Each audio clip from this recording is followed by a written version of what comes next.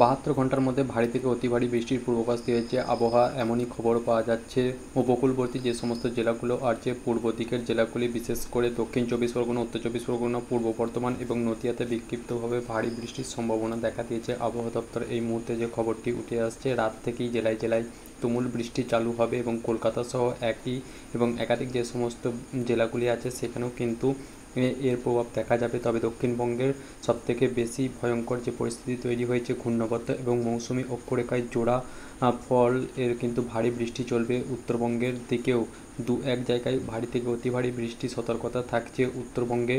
তবে কয়েকদিন ধরেই এমনটি কিন্তু আবহাওয়া আসছে যে তিস্তা নদী থেকে আরম্ভ করে সমস্ত নদীর জলস্তর কিন্তু বাড়তে চলেছে, অর্থাৎ ডিভিসির যে জল সেটি কিন্তু ছাড়ছে। তাই এই যে বন্যার মতো পরিস্থিতি তৈরি হচ্ছে, এই যে ঘূর্ণাবর্তটি কিন্তু প্রবল গতিবেগ সম্বন্ধ গতিবেগ নিয়ে কিন্তু আছড়ে পড়েছে এই উপকূলবর্তী অঞ্চলে। এর ফলে কিন্তু এই প্রভাব দেখা দিচ্ছে দক্ষিণবঙ্গের সমস্ত জেলাগুলিতে এবং রাত্রির করে বিশেষ হলে যে জলের প্রভাব সেটি কিন্তু বাড়ছে।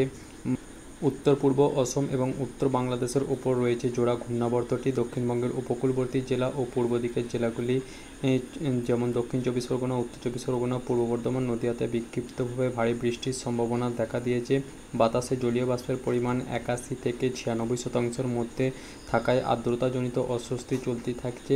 শহরের কলকাতার সর্বনিম্ন তাপমাত্রা ছিল 23.5 ডিগ্রি সেলসিয়াস এবং মঙ্গলবারের সর্বোচ্চ তাপমাত্রা ছিল 31.6 ডিগ্রি সেলসিয়াস। বৃষ্টিপাত হয়েছে 27.6 মিলিমিটার পর্যন্ত এখনও পর্যন্ত।